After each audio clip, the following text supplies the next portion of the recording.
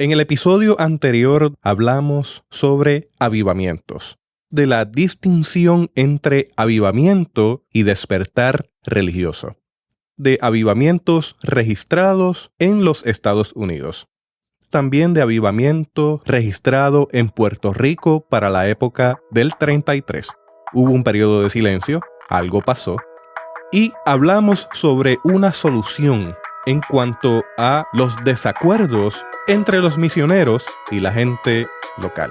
Hoy en Teobytes seguimos hablando sobre avivamientos.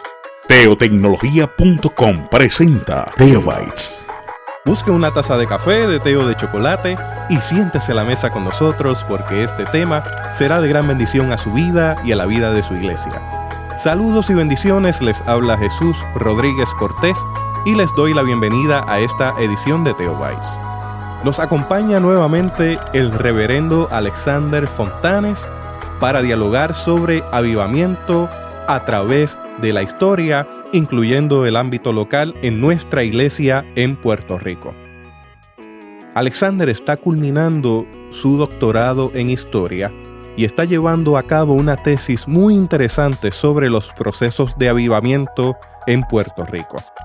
Y le invitamos a que esté a la expectativa para seguir hablando de esta temática. Le recomiendo que si usted ha tomado el podcast en este punto, regrese un paso hacia atrás, al episodio 19, donde tendremos la base de esta discusión que va a continuar en este episodio número 20. Alexander, bienvenido a Teobytes. Gracias, Jesús. Gracias a todas las personas que han sacado un ratito para tomarse este café o esta tacita de té con nosotros en este podcast. La verdad es que nos sentimos honrados de acompañar a este hombre que la historia le va a estudiar como uno de los pioneros de la teotecnología y del uso de estas redes y de este instrumento que Dios ha provisto para expandir este evangelio. Yo creo mucho que una tecnología que se discierne en el espíritu va a generar bendición. Eso es lo que estamos haciendo, construyendo educación, ofreciendo soluciones en medio de un sistema que está cargado con tanta información que anestesia el cerebro. Esto es información que construye, que edifica y que ayuda a nuestro laicado y pastoral. Ciertamente, Alexander, me llamó mucho la atención los puntos que traíste a la mesa y culminaste con dos iglesias que terminaron fuera de la hermandad. ¿Podrías recapitular eso?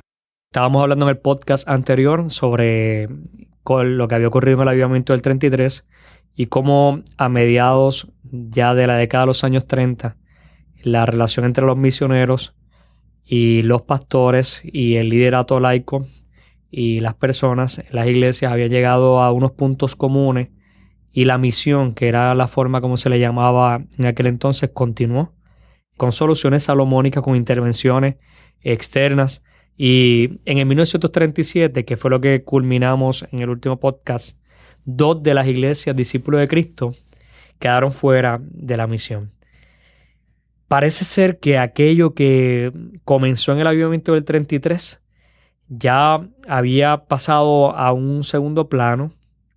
Esas experiencias carismáticas que están documentadas en Joaquín Vargas, en Crenley Cruz, y que yo tuve el privilegio de entrevistar al hijo del pastor de la iglesia en Calle Comerío, al hijo de don Vicente Ortiz, quien era parte de la misión y fue un líder fuerte, quedaron en un segundo plano.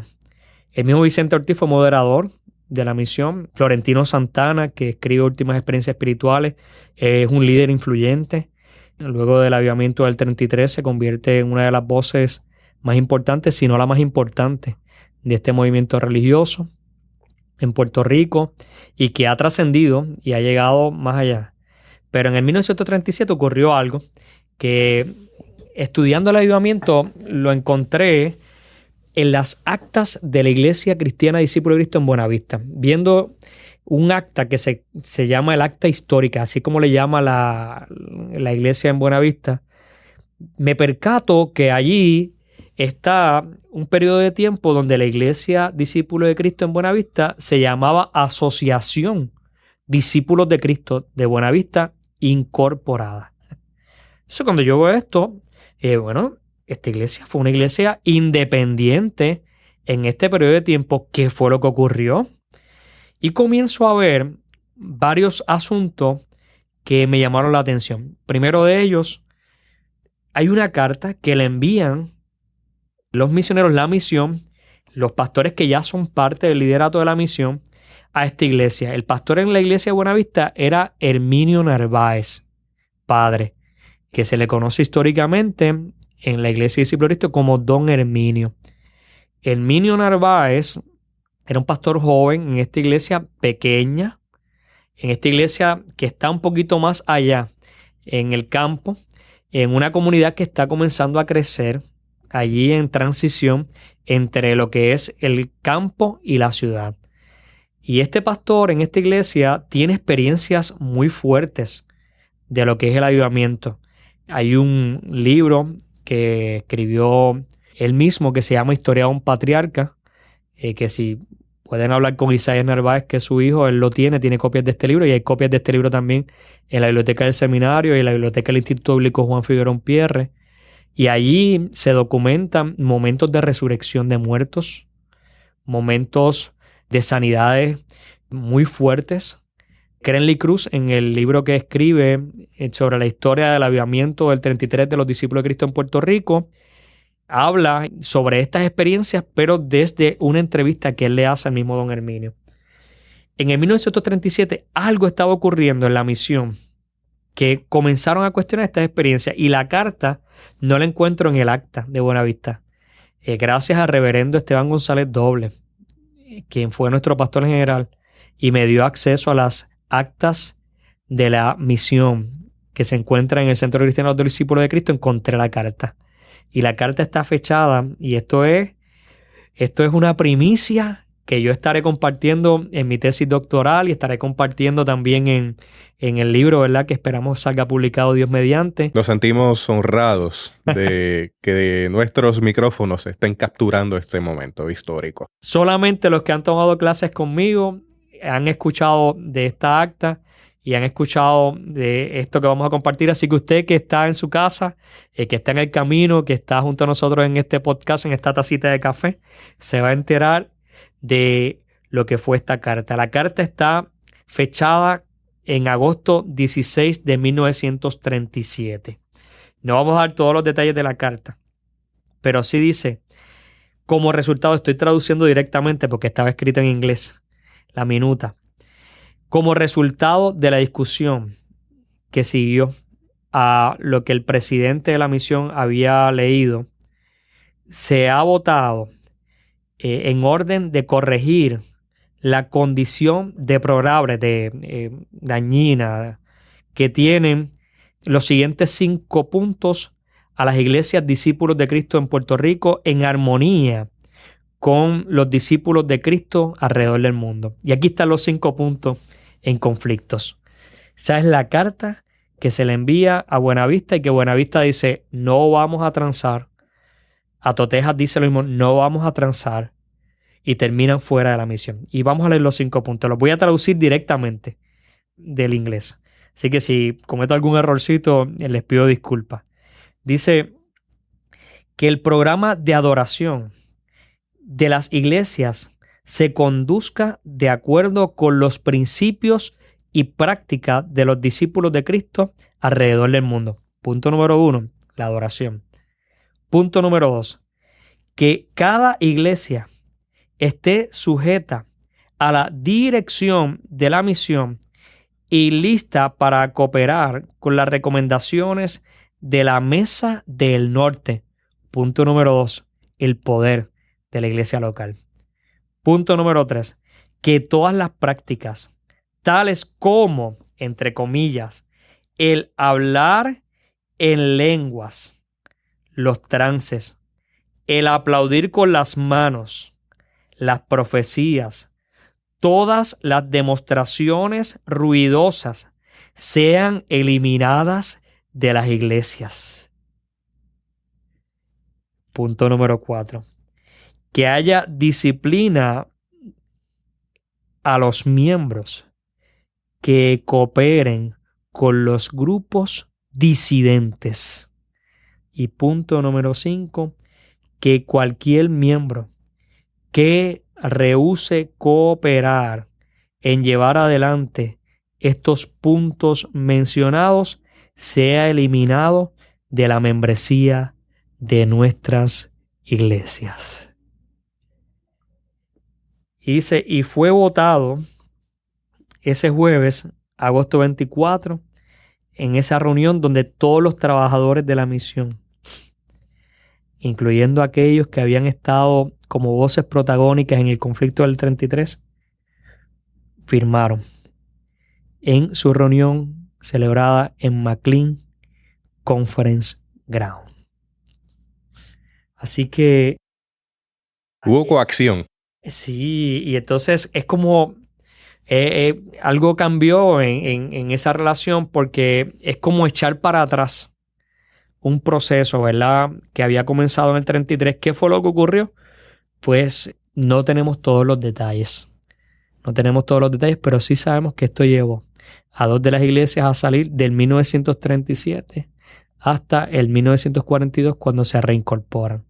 No obstante, esa reincorporación no se da en el vacío, sino que estas iglesias, especialmente la Iglesia de Discípulos de Cristo en Buenavista, que hoy día es la iglesia local de nuestra denominación en Puerto Rico de mayor membresía, continuaron con las prácticas que en esta carta les estaban prohibiendo. Así que esa influencia de los misioneros se dio, pero como muy bien habla Chuco Quintero en uno de estos escritos más influyentes dentro de la religiosidad popular, hay un elemento enmascarado, hay un elemento de fuga que comenzó a darse sin transgredir ese proyecto civilizador, y que logró que la Iglesia de Discípulos de Cristo continuara unida, pero con una nueva forma de ser. Y esta nueva forma de ser fue muy puntual a los cambios históricos que se están dando en Puerto Rico en los años 30, 40 y 50. Y aunque la misión expresamente por escrito había prohibido la relación de los pastores con lo que serían movimientos políticos, en este entonces el surgimiento del Partido Popular Democrático, la realidad histórica fue otra.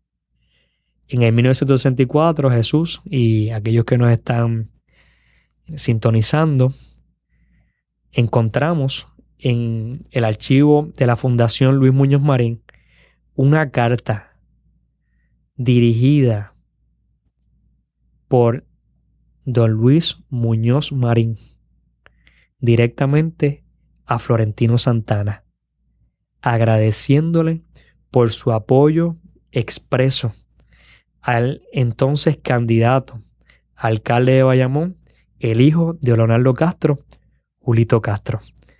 Entonces ahí vemos cómo este líder que surge en el avivamiento como una de las voces fuertes, y que luego en los años 70 y 80 va a ser quien documenta, quien toma el tema del avivamiento como parte importante de lo que sería su gestión pastoral en la misma iglesia Calle Comerío. En ese momento es alguien de influencia política, y es alguien de influencia política al punto de él mismo decir en uno de sus libros, que es muy conocido, que se llama Pastor sí, Alcalde no, que don Luis Muñoz Marín le llama a él personalmente para pedirle que fuera el alcalde de Bayamón, y él declinó hacerlo porque puso por encima su gestión pastoral a la de ser alcalde. No obstante, a pesar de esto que él dijo, ¿verdad?, y tomó como decisión, que es documentable, sabemos que tenía influencia política en ese entonces. En nuestras comunidades de fe hay debates. Si se inserta o no se inserta la gente en el ámbito político. Dentro de eso que tú estás diciendo, a mí me llama la atención algo que es muy importante al día de hoy. Evangelio en diálogo con la cultura. El evangelio que recibimos de los misioneros no es el evangelio que hoy día tenemos en nuestras comunidades de fe. Ha habido un proceso de transformación litúrgico, a nivel de conciencia colectiva, a nivel de interpretación bíblica, y es un evangelio dinámico que va tomando nuevas dimensiones a través del tiempo. Y ese punto que hablas, periodo de los 40 a los 60, hay un renacer, no solamente espiritual, es una inserción social. Si escucha papeles de fondo es porque Alexander está buscando un documento de los muchos que él trajo hoy. Hay transformación social, hay inserción social y hay diálogo con la cultura. Correcto. Tener a la mano los elementos culturales, los elementos que tienen que ver con la transformación de un pueblo, los elementos que tienen que ver con la crisis de un pueblo y que tales entran en diálogo con el evangelio.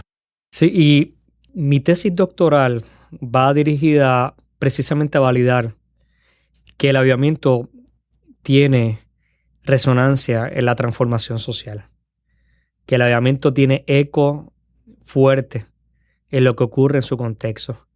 Yo trabajo el avivamiento desde la plataforma de los movimientos de religiosidad popular. Carmelo Álvarez habla de la pentecostalización como un movimiento de religiosidad popular. Y encontré, estudiando la religiosidad popular, a Michael Candelaria. Michael Candelaria habla de la religiosidad popular, principalmente católica, desde la plataforma de la teología de la liberación. Y la teología de la liberación tiene dos perspectivas de lo que es el movimiento religioso popular. Y cuando hablamos popular, ¿verdad? Estamos hablando no del partido político, sino de la gente. Y el término religiosidad parece ser un término peyorativo, pero no lo es, todo lo contrario. Porque la palabra religiosidad popular ya en sí le da una fuerza a lo que es esa religión de la gente. Lo que la gente percibe, entiende, manifiesta. ¿Cómo se sienten empoderados? Cómo se sienten empoderados. Y la política, lamentablemente, se asocia a lo que es el partidismo. Pero la política tiene que ver con poder. Y si nosotros hablamos de poder, tenemos que mencionar que desde el Pentecostés hasta hoy día, toda persona que recibe al Espíritu Santo, que es medular dentro de lo que es la palabra avivamiento hoy día, recibe poder. Y ese poder que recibe, ese dunamis que recibe, no es para tener cobardía, sino es para tener movilización, para tener acción. Y Michael Candelaria, estudiando la teología de la liberación latinoamericana, especialmente dos teólogos, plantea las dos opciones de la teología de la liberación en torno a lo que es la religiosidad popular. La primera opción es la religiosidad popular como un opio, una desconexión de lo que es la realidad social, económica y política, y la otra entonces como un movimiento donde se manipulan las masas para lograr movilización, y ambas posiciones son extremas. Y dice Michael Candelaria, puede haber un punto intermedio, y menciona a un teólogo de liberación norteamericana negro, que es Harvey Cox, la teología de liberación negra, y lo cita y dice que hay un cry of the people, hay un llanto de la gente que se manifiesta en la experiencia religiosa y que ese llanto de la gente se puede transformar en algo más. Entonces yo hilvano ese cry of the people de Harvey Cox con un planteamiento de Agustina Lewis hablando del carnaval en Loíza dentro de la experiencia pentecostal, y lo hilvano con un poeta martiniqueño que se llama Aimé Césaire, citado por Maximiliano Salinas. Y tengo una cita, ¿verdad?, que quiero compartirles, porque así es que yo veo la experiencia de avivamiento en Puerto Rico. ¿Qué fue lo que ocurrió? ¿Por qué utilizar la palabra avivamiento si podían utilizar otra palabra? Pues utilizamos la palabra avivamiento porque esa es la que los misioneros traen, es el diálogo. Pero no es cualquier avivamiento. Es el avivamiento de 1933. Es el avivamiento nuestro. Es el avivamiento donde, como dice Aimé Césaire, la risa indomable. Aimé Césaire dice, risa de lagarto en sus muros, risa de hereje en sus dogmas, vuestra risa incorregible, vuestra risa de bombas bajo los pies de vuestros amos, vuestra risa los vencerá. Reíd, reíd hasta que el mundo, vencido por vuestra risa, caiga ante vuestros pies desnudos. Y el avivamiento es un movimiento de empoderamiento. Es un movimiento donde la gente se sentía parte de. Hay movilización. Mr. Morton, en Somewhere a Voice is Calling y en otros escritos, reconoce que es gracias a ese movimiento religioso en los discípulos de Cristo en Puerto Rico que se da el crecimiento grande de esta denominación en los años 40 y 50. Y yo logré documentar que este movimiento pone como fuerza influyente a uno de los pastores principales de esta denominación en Puerto Rico, tal vez el pastor de mayor influencia en el siglo XX en Puerto Rico para los discípulos de Cristo y en otras denominaciones, porque fue parte del Consejo Mundial de Iglesia, recibió a Martin Luther King cuando vino en sus visitas. Cuando Martin Luther King muere, está en el acto que se celebra en Puerto Rico en memoria a Martin Luther King, que es Florentino Santana. Y este pastor acompañó y apoyó públicamente a quien sería el candidato a alcalde y que fue alcalde en Bayamón, el señor Julio Castro. Y esta influencia continuó. El avivamiento hizo relevante a la iglesia, al proyecto misionero, para las condiciones que los puertorriqueños y puertorriqueñas estaban llevando. Y en los años 70, y este mismo pastor, Florentino Santana, es el pastor de Calle Comerío, y comienza a tener unas reuniones nuevamente de avivamiento, ¿verdad? Por decirlo de alguna forma, donde hay un nuevo despertar religioso. Y es importante ver que en ese punto donde estás detenido ha ocurrido una crisis generacional, producto de las guerras, producto de la crisis local, que tiene que ver nuevamente con la economía, al momento en que entramos en los 70. Muy bien, Jesús, muy bien. Jesús fue muy buen estudiante de este seminario. Yo tuve el privilegio de darle clase y la verdad es que me siento más que honrado de tenerle como parte de esos discípulos. De 1965 al 71 ocurrió una crisis que muy bien Jesús acaba de mencionar, que se conoce como la crisis generacional del 60. Y esa crisis se gestó aquí en este seminario evangélico. Esa crisis tiene una documentación que va precisamente a validar las posiciones antagónicas de descrédito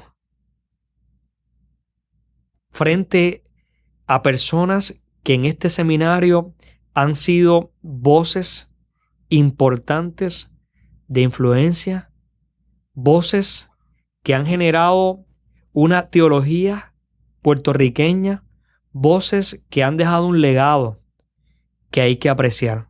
Gente como Justo González, Luis Rivera Pagán, Samuel Silva Gotay, Jorge Valdegués, pastores generales de los discípulos de Cristo como Luis Francisco del Pilar, Elías Coto, secretario de Concilio de Iglesia como Moisés Rosa, personas que han tenido una gestión pastoral intachable como el reverendo Benjamín Santana y otros más que no me atrevo a seguir mencionando para no dejar a ninguno fuera. Y a esa crisis hay la idea de la objeción por conciencia ante el despliegue militar por conflictos de Estados Unidos y el reclutamiento de personas en la isla para ir a las guerras de forma obligada. Correcto. Y aunque esto es material para otro podcast.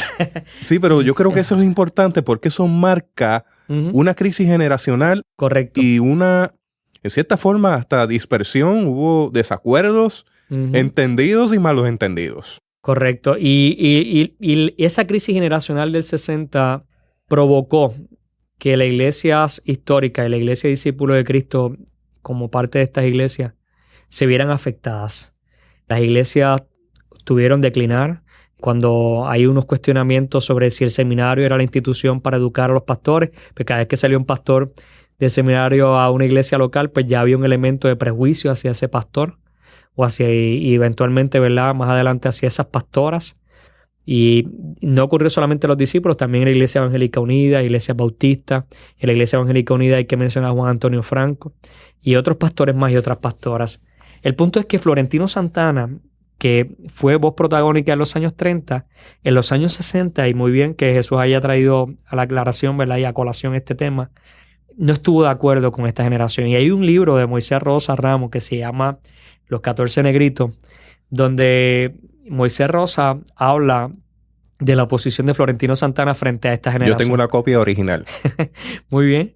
Y aquí, ¿verdad?, en Puerto Rico ya está agotado el libro, pero sería bueno una reimpresión, así que si alguien se interesa lo podríamos trabajar. Florentino Santana en esta crisis asume una posición muy conservadora, y en esa posición conservadora prácticamente, ¿verdad?, tal vez no con la intención, y volvemos a decir que históricamente es difícil medir las intenciones de la gente, pero se va a favor de lo que sería el proyecto, por decirlo de alguna forma, muñozista, que era el que prevalecía en ese entonces. Y esta posición de estos pastores que creían que había que cuestionar y trascender lo que era la imposición colonial, que hoy día en Puerto Rico pues es un tema que les ha dado la razón históricamente, ¿verdad? Y que es un tema de mucho debate, de mucho análisis. Precisamente donde estamos haciendo este podcast, en este momento hay una amenaza de Junta de Control Fiscal y todo esto, y ustedes saben, ¿verdad?, los que nos están escuchando. Y se usa la palabra colonialismo de forma intencional, porque hasta hace algún tiempo la palabra había desaparecido del vocabulario diciendo que es colonia. Y en ese sentido hay un debate político ocurriendo en estos instantes. Fíjense que estamos en un caldo de elementos comunes en este espiral histórico. Pero continuamos en los 70. Y obviamente en 1971, ya que esto es material para otro podcast, la cosa estaba bajando. Y en 1972, junto a lo que William McLaughlin le llama el quinto avivamiento en Estados Unidos, que es el avivamiento hippie, aquí en Puerto Rico estaba dándose algo parecido en lo que es la University High School, la UHS. La Universidad de Puerto Rico tiene una escuela superior, y allí estaba Pedro H. Rivera, que se le conoce como Pedro Catacumba, reunido con un grupo de estudiantes de ese cuarto año de esa escuela superior en los pasillos, en las escaleras de esta escuela, y comienzan también a reunirse en lo que sería el centro comercial de San Patricio, en un subterráneo que tenía este centro comercial, y allí comienzan a darse experiencias similares a las que se dieron en los años 30. Y Pedro Catacumba, en una entrevista que está en el YouTube, que usted las puede acceder. Precisamente estoy buscando el enlace. El enlace sería www.youtube.com/user/SEPR-Edu. Si usted va a YouTube, puede buscar el canal SEPR-Edu y allí va a encontrar dos videos importantísimos. Uno de ellos, el avivamiento de los 70 desde la perspectiva de los Catacumba, que dura 2 horas 30 minutos, y otro video donde tenemos a la pastora Marta Ramírez y a su esposo Crenley Cruz, quien ha escrito documentación, hablando del avivamiento de los 70 en la calle Comerío. Ese video dura 1 hora 45 minutos. Son 2 documentos históricos que están en la galería de la internet disponibles. Yo me comprometo a ponerle los enlaces de estos videos en las notas de este podcast. Así que, Alexander, haciendo el cierre de paréntesis, quería enfatizar eso porque yo creo que es importante ver estos videos para entender lo que estás hablando. Correcto. Y no solamente se dio Los Catacumbas, hay otro libro que se llama Huellas del Avivamiento, que es un grupo en Bayamón, en la Escuela Superior también de Lomas Verdes, en Bayamón, que se reúnen a estudiar la Biblia en un salón de una clase de una maestra, y también tienen un movimiento similar, o sea que se están dando paralelos en los años 70 estos movimientos religiosos, y la Iglesia Discípulos está en calle Comerío, y lo tenemos documentado con la reverenda Marta Ramírez, la entrevista que le hicimos en este seminario, tiene este movimiento religioso, y el pastor de la iglesia en calle Comerío era Florentino Santana. Y Florentino Santana entonces retoma el avivamiento del 33 y es el avivamiento del 33 el modelo que se utiliza en los años 70. Pero hay unas diferencias, ¿verdad? Ya Florentino Santana no es este joven seminarista de los años 30, ha pasado la crisis generacional del 60. Este avivamiento en el 70 viene muy cercano a lo que es la crisis petrolera en esos años, a la crisis que se da con la guerra de Vietnam en Estados Unidos, con el cuestionamiento a la institución gubernamental, ¿verdad? Por el problema de Richard Nixon. Y todo esto está junto a este movimiento. En Puerto Rico el movimiento Catacumba es un movimiento autóctono que tiene influencia muy grande en las universidades. Pedro Rivera se traslada a la Universidad de Puerto Rico, allí en la Facultad de Estudios Generales, en una escalera que todavía está ahí, comienza un ministerio que todavía existe, se llama La Escalerita. Lo mismo ocurre en Mayagüez, los Jóvenes Cristianos del Parque, y hay otros movimientos religiosos que se estaban dando que llenaron un vacío de los grupos de la fraternidad de estudiantes cristianos que en los años 60 se dejan un segundo plano por la crisis que se da de 1965 a 1971. Entonces, en 1972 en adelante, este fervor religioso vuelve a surgir. Ahí entonces la Iglesia Discípulo de Cristo y las iglesias históricas nuevamente retoman las experiencias de glosolalia, retoman las experiencias de evangelización, de solidaridad que se dieron en los años 30, pero con mayor experiencia y con mayor intencionalidad. Florentino Santana escribe unos libros hablando y clarificando, ¿verdad?, lo que es la experiencia religiosa. Algunos de ellos, ¿verdad?, hay que estudiarlos con mayor profundidad. Uno de ellos habla sobre el tema del pitonismo, contrastando, ¿verdad?, lo que es la experiencia de avivamiento en el interior de la iglesia frente a lo que serían experiencias religiosas subalternas en los hogares, en las casas, principalmente de mujeres. Y otras experiencias, ¿verdad?, que Florentino documenta en estos libros que son muy buenas, que creo que hay que retomarlas y que yo estoy dándoles una relectura. Escribe entonces 50 años después, que es un folleto del avivamiento del 33. Y ese folleto se convierte en la fuente primaria más utilizada para explicar lo que ocurrió en el avivamiento y cómo fue que se dio. Cranley Cruz toma sus entrevistas, son, por decirlo de alguna forma, el complemento de este documento. Y ese es el documento que tenemos hasta hoy día. Yo estoy haciendo un esfuerzo para, ¿verdad?, esta documentación que ya Joaquín Valga, Florentino, Cranley han traído, verla también en el proceso de transformación histórica que se está dando en Puerto Rico. Y noté que lo que estaba ocurriendo en Puerto Rico también se había dado en México. Y hay un sociólogo que se llama Jean-Pierre de Bastien que estudia la transformación del protestantismo histórico en México.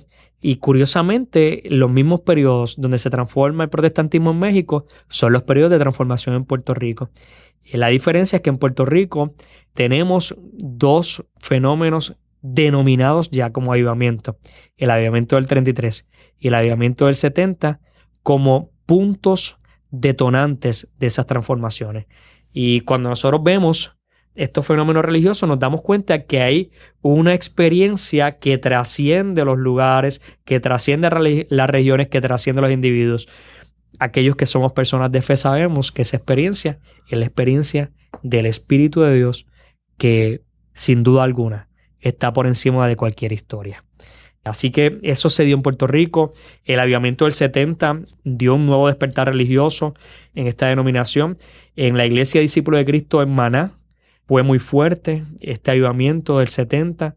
De ahí salen iglesias como Santa Juanita, Barrancas, Barranquitas Pueblo. Muchas iglesias que hoy día en los Discípulos de Cristo son, ¿verdad?, iglesias que han tenido un crecimiento hasta nuestros días. Salen de esos avivamientos del 70. Importante reseñar que en esos procesos el crecimiento de la iglesia era tal que surgían un liderato laico tan y tan fuerte que se les daba la asignación de ir a fundar obras en otros lugares.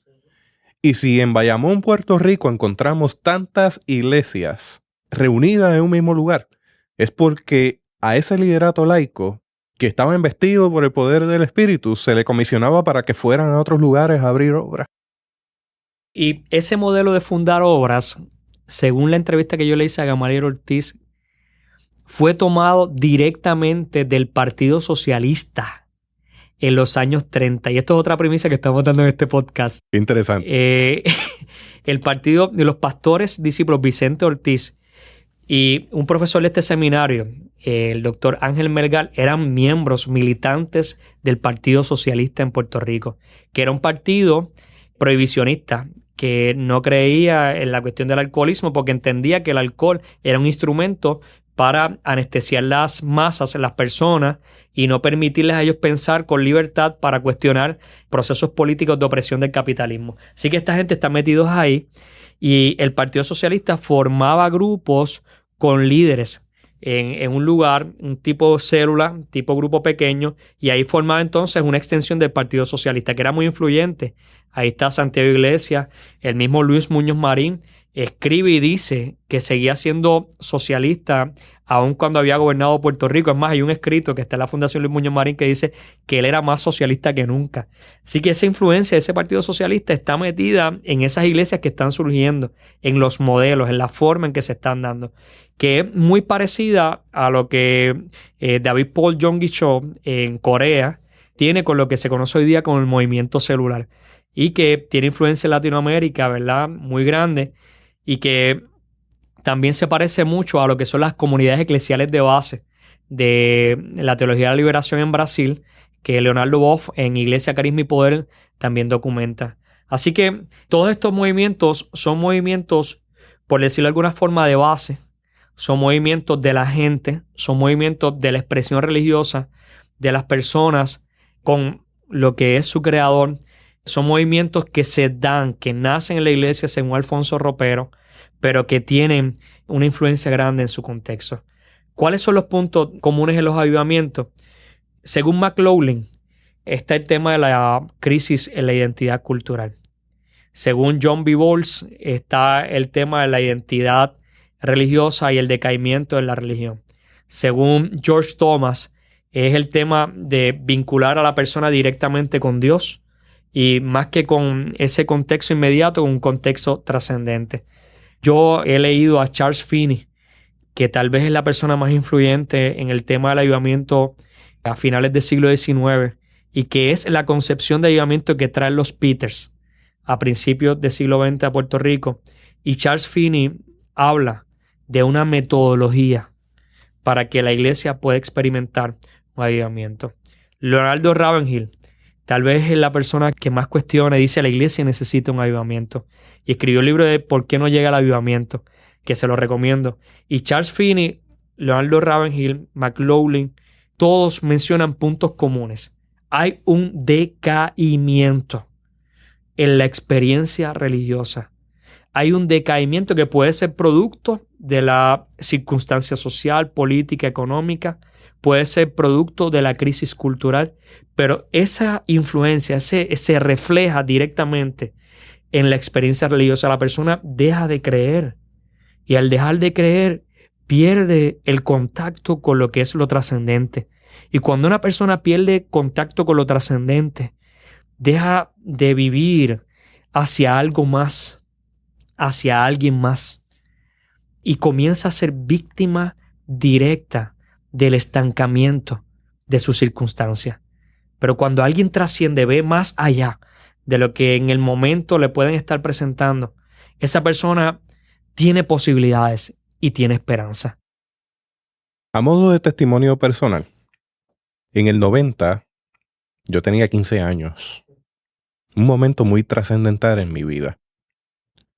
Y yo me encontraba en un retiro, fíjese qué interesante, el campamento Clement Marlin Morton. He escuchado a Morton varias veces en esta conversación. Sale de McLean, el primer campamento creado para educar y controlar en cierta manera las manifestaciones de las cuales los misioneros estaban en desacuerdo. Fue allí en Morton donde con un grupo de jóvenes pedimos que el Espíritu Santo soplara y que nos tomara. Y yo lo creí. Y yo oré con fe. Y te puedo asegurar que tuve una experiencia espiritual que jamás olvidaré. Y tuve la experiencia del don de lenguas, o del hablar en lenguas, mejor dicho. Tuve la experiencia de sentir un estremecimiento desde los pies hasta la cabeza, Y cuando yo culminé aquella experiencia, la vida había tomado otro tono. Los colores eran más vivos, veía más claro. Y se despertaron en mí una infinidad de dones que me acompañan al día de hoy. Inmediatamente se despertó en mí el don de la música, el don de la palabra, habilidades tecnológicas que yo no había experimentado hasta ese momento y que no había integrado a la vida. La capacidad de pararme frente a una multitud a la edad de 15 años y no sentir temor alguno en hablar, articular, creer, vivir. Y mi vida en cuestión de nada se catapultó. Y esa es la experiencia que me acompaña el día de hoy, 26 años después. Esa experiencia me llevó a una madurez espiritual y a entender el propósito de Dios en mi vida, el seguir caminando conforme a ese propósito de Dios y el colocarme en diversos ámbitos de la iglesia a darle lo mejor al Señor. Esa experiencia que ocurrió allí marcó mi vida y me llevó a una altura espiritual. Además de esa altura espiritual, me llevó a una madurez espiritual.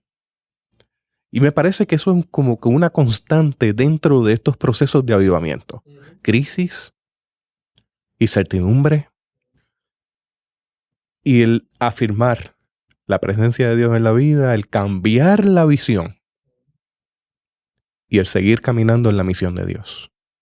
Oh, excelente. Y entendemos que esa debe ser la experiencia de toda persona que nos está escuchando y que nos está sintonizando. Es la experiencia que Dios quiere que tengamos. Cuando hablamos de la glosolalia, que es uno, o tal vez el punto de marca de la identidad pentecostal, del movimiento pentecostal del siglo XX, de hablar en lenguas, me parece que hay que leer a Eldin Villafañe en el libro del Espíritu Liberador. Cuando menciona que la glosolalia, más que un distintivo de superioridad de quien tiene esta experiencia, es todo lo contrario. Es una experiencia de nivelación porque todos bajamos al nivel de la total dependencia y de la necesidad de un espíritu que nos debe trascender y que nos debe empoderar y que es quien nos empodera. Y cuando reconocemos que alguien habla en lenguas, bíblicamente, el apóstol Pablo, dice que quien habla en lenguas a sí mismo se edifica. Y en Romanos se menciona que ese espíritu gime con gemidos indecibles en medio nuestro porque no sabemos cómo pedir. Así que el hablar en lenguas, que fue el distintivo de lo que es el movimiento pentecostal en el siglo XX, pues no debe ser descartado hoy día. Todo lo contrario, al igual que los demás dones, debe ser afirmado.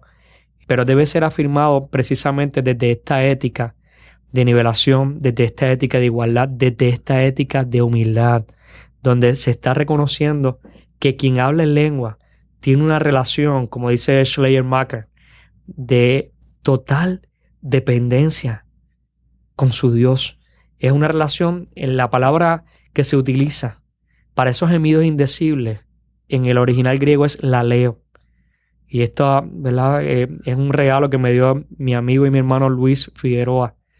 Laleo es gemido de bebé. Cuando el Espíritu gime en y a través de nosotros, lo hace como un bebé hablando con su papá. Hablando con su papá.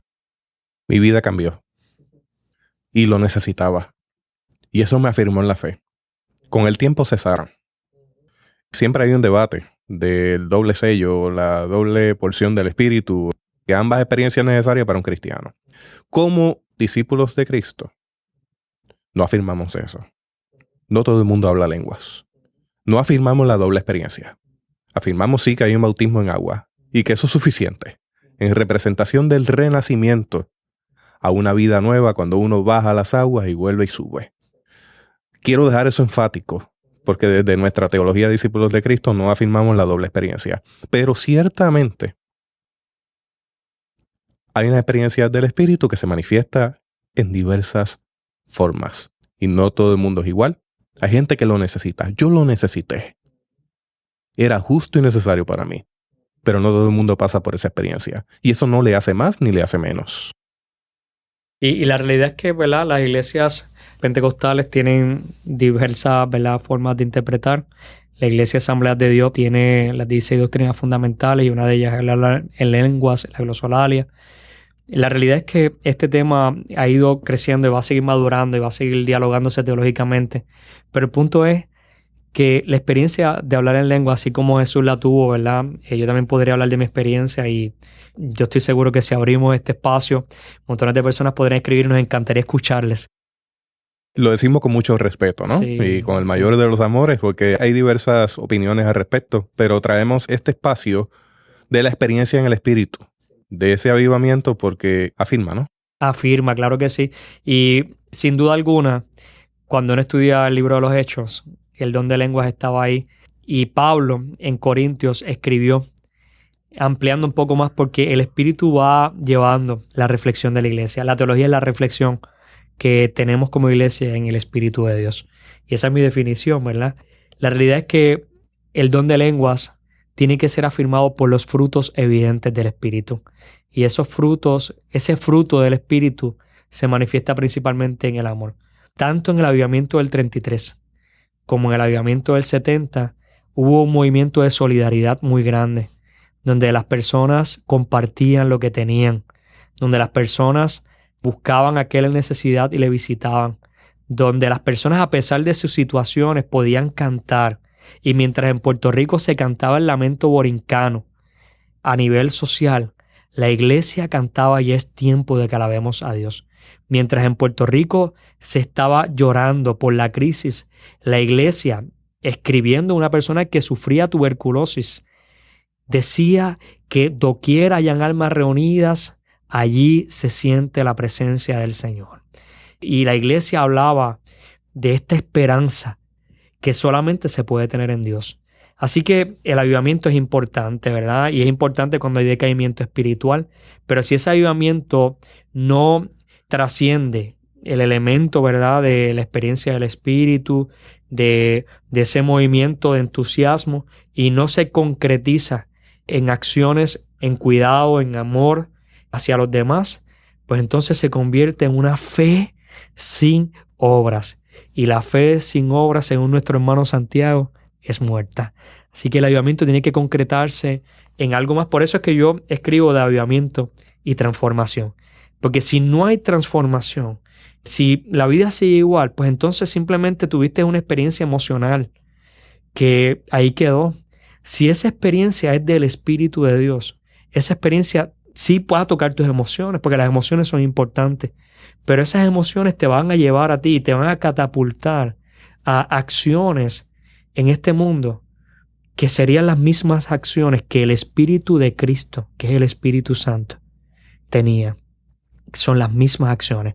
Es el amor de Dios el que nos va a mover. Así que ahí vamos, ¿verdad? Yo estoy planteando un consejo y un concepto que espero que sea el cierre de la publicación, que el año que viene, Dios mediante, esperamos que esté, que es el concepto del avivamiento permanente. Yo quisiera que nos compartieras un poco sobre eso sin comprometer demasiado tampoco el trabajo, porque sé que estás defendiendo la tesis. Sí, sí, sí. Así que estás en el proceso de escribir, de culminar, compilar, encuadernar, defender. Pero me gustaría que compartieras algo sobre eso. Sí, estudiando principalmente a David Paul Yonggi Cho en la iglesia de Corea, me llama la atención varias cosas. Primero, la iglesia de Sao de Moon, que es la iglesia que pastorea David Yonggi Cho hasta hace poco tiempo. Es una iglesia que nace en un país del tercer mundo.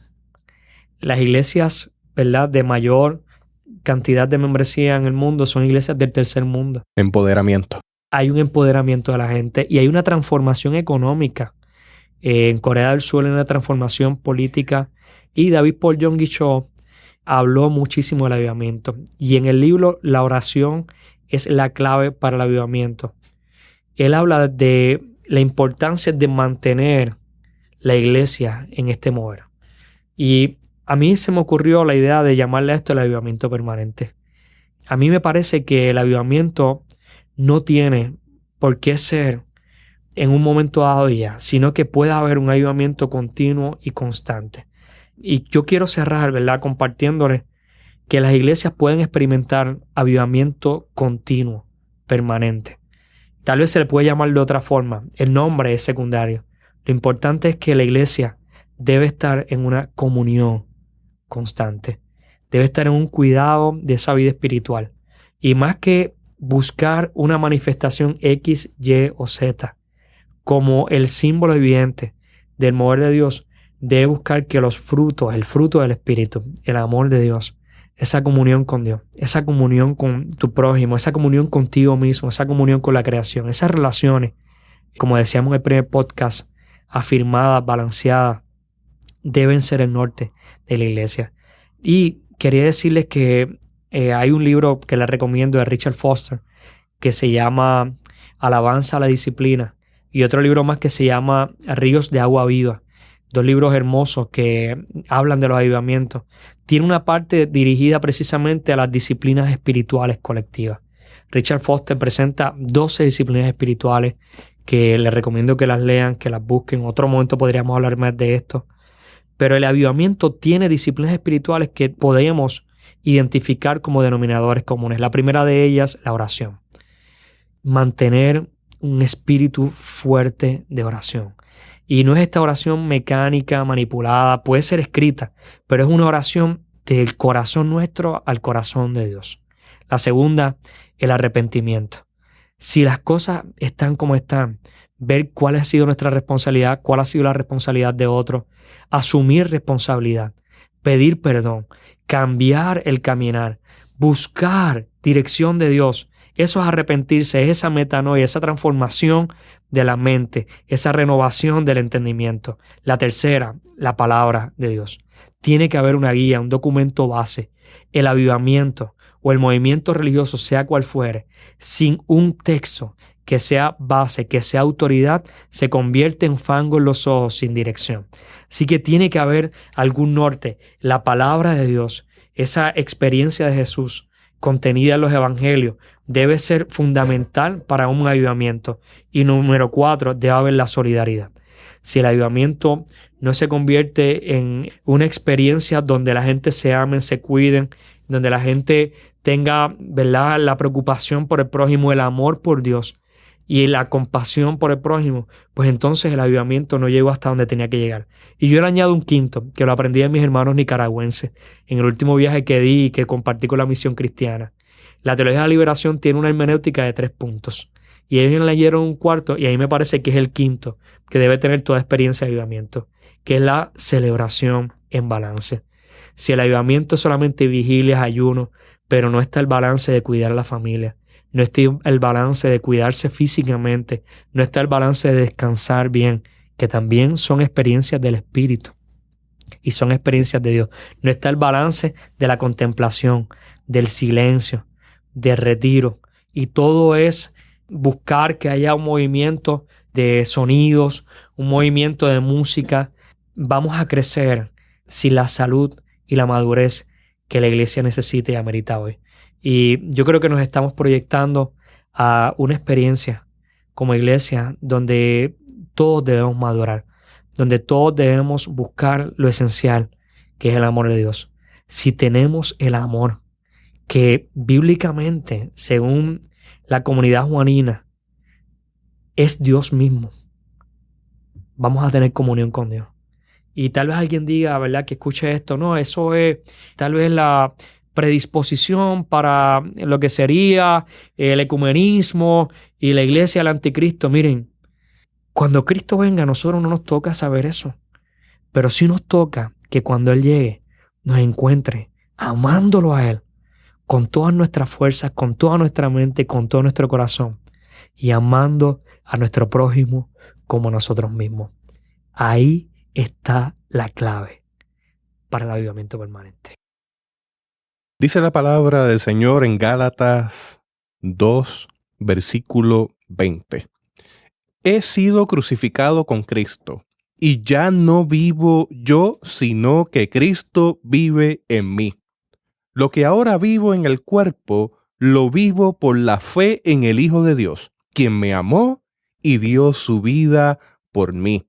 Ese punto que Alexander afirmó sobre la relación con el Señor y la relación con nuestros hermanos y hermanas está contenido en ese texto en Gálatas, porque la cruz nos recuerda que tenemos un pacto con el Señor basado en amor Gesed, amor de pacto, que abre la vía con el Señor por medio de Jesucristo en el ámbito vertical de la cruz. Pero la cruz tiene un ámbito horizontal, y ese ámbito horizontal nos indica que ese amor Gesed, amor de pacto, tiene que ser manifiesto a toda persona que esté a mi alrededor. Confiese mi fe o no la confiese. Sea hermano en la fe, o sea musulmán, judío, sea una persona que en nuestro caso practique las religiones afrocaribeñas, ese amor de pacto tiene que manifestarse. El amor de pacto tiene que manifestarse como una señal de una transformación espiritual, la que necesita nuestro pueblo en estos momentos. Alexander, yo quisiera que tú tuvieras un cierre con unas palabras finales a nivel pastoral, a nivel pedagógico. Y luego pues nos presentes tus redes sociales. Claro que sí, Jesús. Muchas gracias por esta oportunidad. El Jesús histórico, a quien nosotros llamamos el Cristo, el Emmanuel, el Dios con nosotros, fue el regalo divino a la creación. Y todos aquellos y aquellas que hemos recibido este regalo, debemos convertirnos en ese regalo en nuestros contextos. El avivamiento simplemente es abrir nuevamente ese regalo. Nosotros somos ese regalo que este mundo necesita. La iglesia es el regalo que Dios ha puesto en este momento. Y avivar es permitir que ese regalo sea compartido. Agradezco muchísimo a Jesús, ¿verdad? A todas las personas que nos han sintonizado y que nos sintonizarán. Oro para que Dios avive su obra en medio de este tiempo. Oro para que Dios nos avive nuevamente y para que no sea un avivamiento superficial, sino para que sea un avivamiento donde el amor de este regalo que es Cristo se encarne en medio nuestro una vez más. Si quieren saber más sobre mí, simplemente pueden entrar ahí a pastorhistoriador.org. Allí estaré compartiendo parte de verdad lo que es este proceso de reflexión que Dios me está regalando y que yo con amor les regalo a ustedes. Agradezco a mi hija Aliris Fontanes Santos, que ha estado acompañando este podcast. Agradezco a mi esposa, una mujer hermosa, especial, Carmen Iris Santos Colón, a mis otras dos hijas, Arely Fontanes Santos y Angelin Fontanes Santos, por acompañarme. La verdad es que la vida que yo vivo es un regalo de Dios. La iglesia que he pastoreado es un regalo de Dios y pido al Señor que yo pueda convertirme en ese regalo para esta humanidad, ¿verdad? Y para el tiempo y las personas que Dios me permite influir. Y espero el año entrante estar compartiendo con ustedes y pues el tiempo que Dios me permita esto que con mucho amor, con mucha diligencia hemos investigado y que parte de esto hemos compartido a través de este medio. Gracias, Jesús, ¿verdad? Por lo que estás haciendo, por tu diligencia, por ser pionero en esta misión cibernética. Y gracias a todos los que nos han escuchado. Esto está comenzando. Yo he disfrutado a plenitud esta conversación. Me ha caído a la boca varias veces. He sentido escalofríos. Los pelos se me han puesto de punta, como decimos en Puerto Rico. Gracias, Alexander. Ha sido un privilegio y esta edición especial de 2 episodios de Theobites ha venido a ustedes como cortesía de una unión entre pastorhistoriador.org y teotecnología.com, que se han unido para tener este esfuerzo de hacer una serie que no será la última, porque Alexander y yo nos uniremos nuevamente a entrevistar a otras personas como parte de estos esfuerzos y nos vamos a reunir con el favor de Dios a reseñar su escrito. Alexander, ¿algo más que quieras añadir? Simplemente así será. Y todo avivamiento comienza con la oración. Antes de este podcast nosotros oramos, y antes del podcast anterior, y no queremos terminar el mismo. ¿Qué te parece si tenemos una oración? Vamos a orar. Dios de la historia, Dios que has avivado tu iglesia, en este momento estamos una vez más delante de ti, sabiendo que este amor tuyo, este regalo que nos has dado en Jesús, está presente y podemos recibirlo, apreciarlo y compartirlo. Buen Dios, y en medio de este podcast hemos hablado del arrepentimiento. Te pedimos perdón por todas las veces que hemos descuidado este regalo de amor que es tu Hijo Jesús. Te pedimos, Señor, que una vez más avives tu obra en medio de este tiempo y que tú hagas en medio nuestro todo lo que tú quieras y tengas que hacer.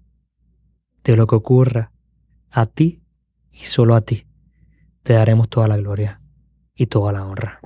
Amén. Que Ruaj, del cual se habla en el Antiguo Testamento, que es la brisa de Dios, y que ese neumatos, que es el aliento de Dios, sea parte de nuestra vida. Que sople, que tengamos aliento, que la brisa de Dios nos avive, que seamos carbones encendidos donde quiera que estemos. Procuremos que el Espíritu de Dios sea manifiesto en cada cosa que hagamos en nuestro entorno, para bendecir y para declarar que Jesucristo es el Señor. Hasta aquí esta edición de Theobites. Gracias por darnos el privilegio de llegar hasta ustedes a través de las redes informáticas. Será hasta el próximo episodio. Que la paz y la gracia de nuestro Señor Jesucristo sea con ustedes.